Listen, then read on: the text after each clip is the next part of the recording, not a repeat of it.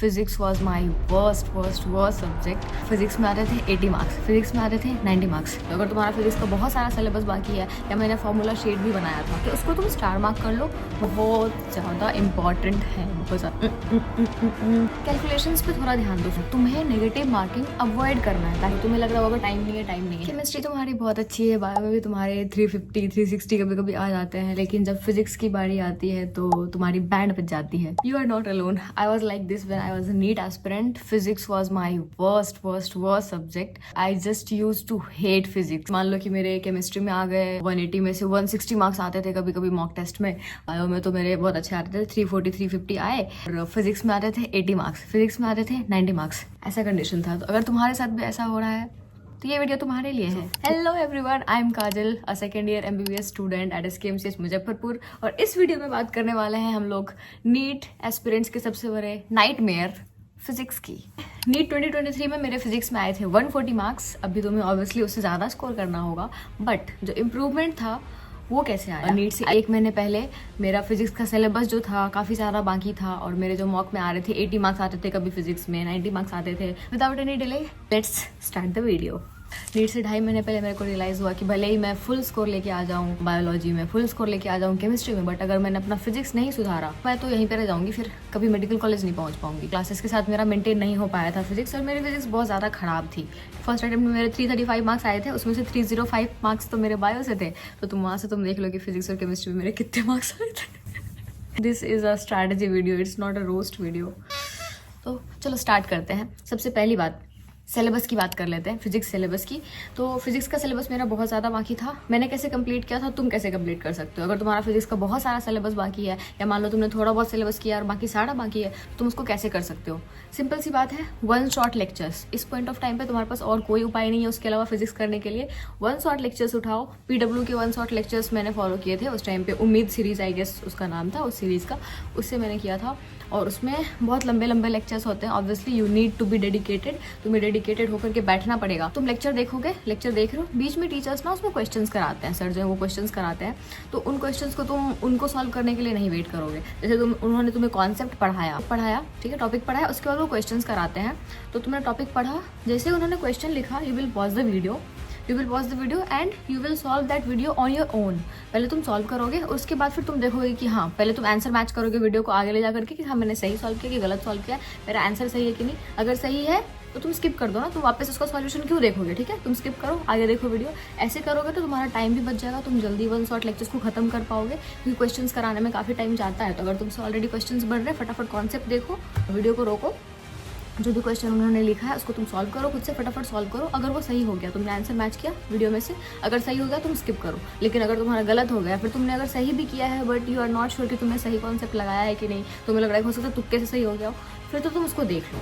I use to watch 2x के speed पे या 1.5x के स्पीड पे, क्योंकि मेरे पास टाइम नहीं था। सिर्फ 1 महीने बचे थे, उसमें मेरे को फिजिक्स का सिलेबस पूरा कंप्लीट भी करना था, फिर उसको रिवाइज भी करना था। तो मैंने फॉर्मूला शीट भी बनाया था, बट तुम मत बनाना, उसमें बहुत टाइम जाता है। मेरे पास पूरी फिजिक्स की फॉर्मूला शीट पड़ी है, तो अगर तुम्हें चाहिए तो मेरे को कमेंट्स में बताना, जुगाड़ करके तुम्हें वो दे दूंगी, ठीक है। 90 पेजेस का पूरा फिजिक्स का फॉर्मूला शीट है, जिसमें सारे चैप्टर्स का फॉर्मूला है और उसमें कुछ कॉन्सेप्ट्स भी हैं। तो सिलेबस की बात हो गई, तुम कहाँ से सिलेबस कंप्लीट करोगे? सोर्सेज जो 1 शॉट वीडियोस होते हैं वहाँ कंपैटिबल हो। अगर तुम्हें लगता है कि हाँ तुम ज़्यादा स्पीड पे देख सकते हो तो 2x के स्पीड पे देख सकते हो। क्वेश्चन सॉल्व करते जाओ, और उन क्वेश्चन में से जो क्वेश्चन तुम्हें लगे कि हाँ ये मल्टी कंसेप्चुअल क्वेश्चन है, 4-5 फॉर्मूले इसी क्वेश्चन में लग गए, उसको तुम स्टार मार्क कर लो वहीं पे। नोट्स बनाने का तुम्हारे पास अभी टाइम नहीं है, आई विल बी ऑनेस्ट। तुम डिजिटल नोट्स बना रहे हो या फिर तुम स्क्रीनशॉट्स लेकर के नोट्स बना रहे हो, तो तुम उसको मार्क करके स्क्रीनशॉट में ही मार्क कर लो, तो तुम रख लो रिवीजन के लिए।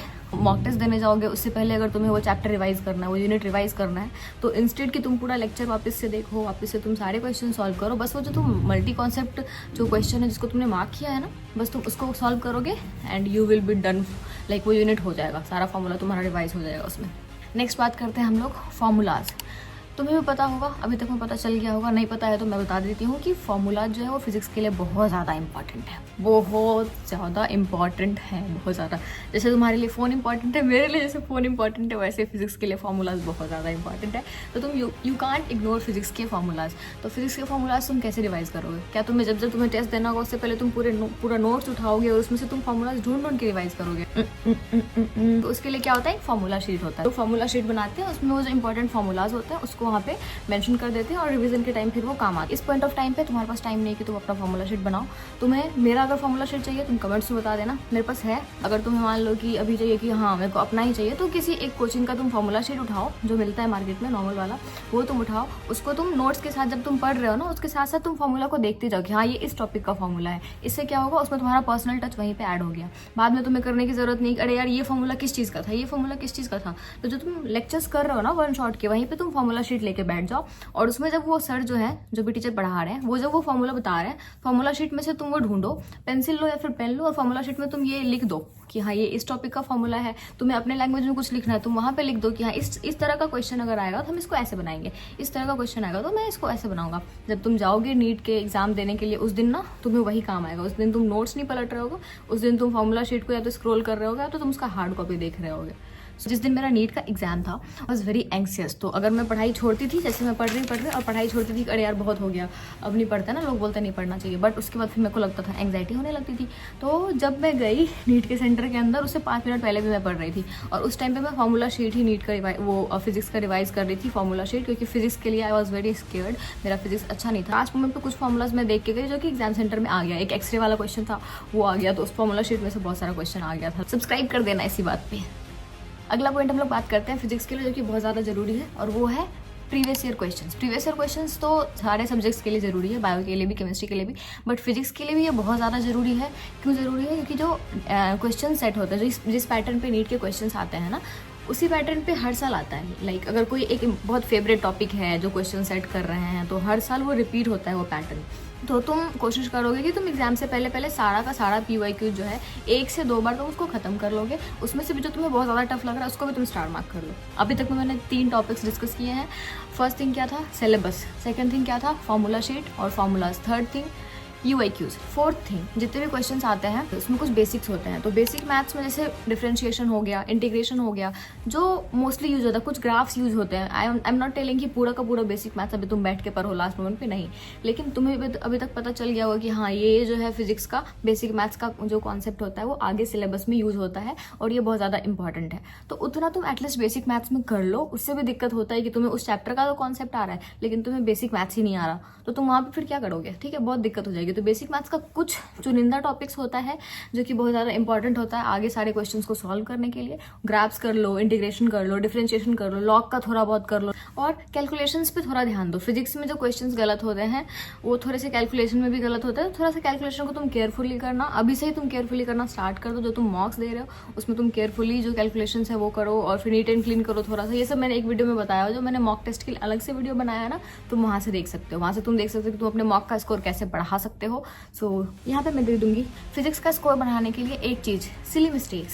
सिली मिस्टेक्स तुम्हें नहीं करना है। अगेन मैंने सिली मिस्टेक्स पे भी एक वीडियो बनाया है, चैनल पे जाकर के देख सकते हो। सिली मिस्टेक्स पे मैंने एक वीडियो बनाया है, मॉक टेस्ट पे मैंने एक वीडियो बनाया है, तो तुम वो दोनों जाकर के देख सकते हो। तो वहाँ से तुम्हें बहुत ज़्यादा हेल्प मिलेगी क्योंकि उसमें मैंने जेन्युइन निचोड़ दिया उस टॉपिक को। उसको तुम देखना, तुम्हें बहुत ज़्यादा हेल्प मिलेगी। उस वीडियो का last and one of the most important point, देखो फिजिक्स में तुम बहुत ज़्यादा जीनियस नहीं हो, तुम्हें ये बात पता है, ठीक है। तो तुम ये नहीं कर सकते हो कि तुम अगर तुम्हारा नेगेटिव भी हो जाए तो तुम्हारा रिजल्ट हो जाएगा।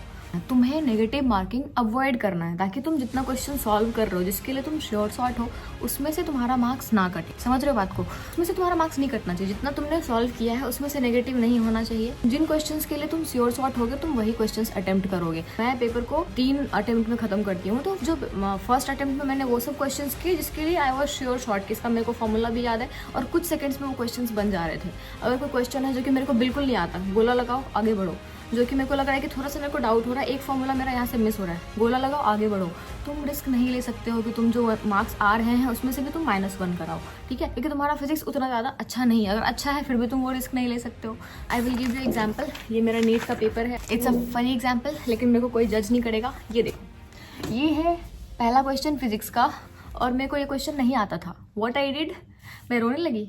वहीं पे सोचा कि अरे यार ये तो क्वेश्चन मैंने बनाया था मॉक टेस्ट में लेकिन मेरे से नहीं बन रहा, अब तो मेरा रिजल्ट नहीं हो पाएगा। और मैं एकदम वैसे मर गई, भाई मेरे से तो नहीं हो पाएगा। नहीं, मैंने क्या किया, स्मार्ट मूव, गोला लगाया, आगे बढ़ गई और सेकंड अटेम्प्ट में मेरे से ये क्वेश्चन बना। सेकंड अटेम्प्ट तक क्या होता है ना, थोड़ा सा प्रेशर रिलीज होता है और बहुत सारे ऐसे क्वेश्चंस होते हैं जो कि फर्स्ट अटेम्प्ट में तुम्हें लगा था ये तो मेरे से नहीं बन पाएगा, लेकिन सेकंड थर्ड अटेम्प्ट तक में वो बन जाता है। तो वो बाद में तुम्हारा अगर बन गया वेल एंड गुड, नहीं भी बना तो तुम्हारा नेगेटिव बच गया, ठीक है। You will not be like कि 50% चांसेस तो है कि क्वेश्चन सही हो जाएगा। भाई 50% चांसेस ये भी है कि वो क्वेश्चन गलत हो जाएगा और फिर तुम्हारा -1 हो जाएगा। -1 मतलब 1 नंबर नहीं कटता, -1 मतलब 5 नंबर कटते हैं, ठीक है। तो ज़्यादा तुम शाने मत बनो, ठीक है। एक पॉइंट और हम लोग बात कर सकते हैं, फिजिक्स में तुम गलतियाँ कहाँ पे करते हो। बहुत बार ऐसा होता है ना कि ऑप्शंस में जो यूनिट्स है लास्ट में, जैसे कि एनर्जी का हो गया, जूल हो गया, या फिर दूसरा कैलोरी हो गया, कुछ ऐसा यूनिट्स में भी वो लोग गड़बड़ करते हैं। तो तुम वहाँ पे थोड़ा ध्यान रखना, फिजिक्स में यूनिट्स का तुम ध्यान रखना, डेसिमल प्लेसेस का ध्यान रखना। बहुत बार ऐसा होता है कि डेसिमल प्लेसेस को चेंज करके और सेम उन्होंने न्यूमेरिकल वैल्यू दे दिया, तुम्हारा आंसर आ गया बट यू आर कंफ्यूज करे ये डेसिमल प्लेस था, ये डेसिमल प्लेस था। वहाँ पे थोड़ा सा ध्यान से तुम सॉल्व करना। और एक क्वेश्चन तो शॉर्ट इस टाइप का आता है जिसमें कि रहता है कि इसको तुम राउंड ऑफ करोगे। राउंड ऑफ वाले क्वेश्चंस को ध्यान से करना, उसमें ओवर कॉन्फिडेंट मत होना कि ये तो बच्चे वाले क्वेश्चन है, नेगेटिव हो जाएगा। राउंड ऑफ वाले क्वेश्चन को ध्यान से करना, क्योंकि वो क्वेश्चन में स्पेशली मेंशन कर देते हैं इसको राउंड ऑफ करो 2 प्लेसेस पे, 3 प्लेसेस पे। उस टाइप के क्वेश्चन में तुम थोड़ा सा ध्यान रखना। 1 प्लस पॉइंट मैं बताऊंगी कि जो रेशियो क्वेश्चंस होता है ना, रेशियो वाले क्वेश्चंस नीट में बहुत आते हैं, उन लोगों का फेवरेट होता है रेशियो वाला क्वेश्चंस। तो जो भी PYQs में रेशियो वाले क्वेश्चंस आए हैं, जिन टॉपिक से रेशियो वाले क्वेश्चंस आते हैं, वो सब तुम थोड़ा अच्छे से करके जाना। जैकपॉट है, वो तुम्हें करना ही करना है। PYQs में जो भी क्वेश्चन आया तुम्हें वो अच्छे से करके जाना है। अगर उस कॉन्सेप्ट पे वो लोग न्यूमेरिकल वैल्यू चेंज करके देते हैं तो किसी भी हाल में तुम्हारा वो गलत नहीं होना चाहिए पेपर में। तुम्हें इतने अच्छे से प्रिपरेशन करके जाना है PYQs का और फार्मूला का। PYQs plus formula deadly combo. Syllabus तुम खत्म कर ही रहे हो 1 शॉट से, और इस तरह से तुम अपना पूरा का पूरा फिजिक्स निपटा दोगे। And there are maximum chances कि इस वीडियो के बाद you will be able to boost your marks at least by 50 marks. At least तुम 50 नंबर बढ़ा सकते हो, जितने भी तुम्हारे आ रहे हो उससे तुम 50 नंबर बढ़ा सकते हो। मैंने बढ़ाया था 50-60 नंबर, 80 से 140 गई थी मैं, ठीक है। तो तुम कर सकते हो, अभी उतना टाइम है। तो तुम्हें लग रहा होगा टाइम नहीं है। I will give you example. काम जो है ना वो कॉन्ट्रैक्ट होता है। अगर तुम्हारे पास बहुत टाइम है तो वो काम जो है वो तुम उसको करने में बहुत टाइम लगाओगे, बहुत ज़्यादा टाइम लगाओगे। ये मैं क्यों बता रही हूँ कि कुछ लोगों को लगेगा कि भाई 1 साल में तो मैं फिजिक्स का सिलेबस खत्म नहीं कर पाया, 1 महीने में क्या मैं खाक खत्म कर लूँगा सिलेबस से, मैं खाक खत्म कर लूँगी syllabus. This is not the good concept, ठीक है। ये इसके पीछे क्या कॉन्सेप्ट है कि तुम्हारे पास जितना कम टाइम होगा ना, यू हैव द कैपेबिलिटी कि तुम उतने कम टाइम में उस काम को खत्म कर सकते हो इफेक्टिवली। क्यों? तुम दिमाग लगाओगे, तुम जुगाड़ लगाओगे और फिर तुम उसको खत्म करने का उपाय लगाओगे, और तुम पूरा डेडिकेशन। तुम ये भी तो देखो कि तुम एक दिन में 2 घंटे 3 घंटे फिजिक्स पढ़ते थे पूरे साल, अभी तुम कितने घंटे पढ़ोगे? 8-8 9 घंटे का पूरा 1 शॉट वीडियो होता है। तुम 8 घंटे पढ़ोगे ना फिजिक्स, क्यों नहीं खत्म होगा 1 महीने में सिलेबस? तुम्हें फिजिक्स का सिलेबस तुम्हारा पूरा बाकी है तो तुम्हें इसके लिए ज़्यादा टाइम देना पड़ेगा। बायो और केमिस्ट्री को तुम्हें रिवाइज करते रहना पड़ेगा थोड़ा एक्स्ट्रा टाइम दे करके, लेकिन फिजिक्स को तुम्हें ज़्यादा टाइम देना पड़ेगा, तभी तुम सिलेबस खत्म कर पाओगे फिजिक्स का। That's all about the video. चलो समराइज करते हैं। सबसे पहली बात तो अपना सिलेबस खत्म करो जल्दी से जल्दी। अगर तुम्हारा सिलेबस नहीं हुआ है तो, अगर तुम्हारा सिलेबस खत्म हो गया है, फॉर्मूला शीट को रिवाइज करो जितनी बार हो सकता है, ठीक है। और या फिर अगर तुम सिलेबस खत्म कर रहे हो साथ साथ में फॉर्मूलाज को याद करते जाओ, वेट मत करो कि बाद में तुम फॉर्मूलाज को याद करोगे। थर्ड थिंग, PYQs पे थोड़ा फोकस करो, PYQs में स्टार मार्क करो, उससे तुम रिवाइज करना स्टार्ट करो, ठीक है। फोर्थ थिंग कि तुम बेसिक मैथ्स पे थोड़ा सा ध्यान दो और रेशियो वाले क्वेश्चंस करो जो प्रीवियस ईयर में आए हैं उन सब पे ध्यान दो। क्वेश्चंस में तुम यूनिट्स और डायमेंशन पे थोड़ा ध्यान दोगे, उसमें भी गलतियाँ होती हैं। और फिजिक्स के सिलेबस को खत्म करने के लिए तुम बायो केमिस्ट्री को थोड़ा सा कम टाइम दो और बाकी फिजिक्स के लिए थोड़ा ज़्यादा टाइम बढ़ा और सिलेबस वहाँ से खत्म हो जाएगा, ठीक है। तो इस वीडियो के लिए इतना ही, ठीक है। All the best. और किसी टॉपिक पे वीडियो चाहिए तो तुम कमेंट्स में बता देना। बाकी मिलते हैं अगली वीडियो में, तब तक के लिए all the best and enjoy your life.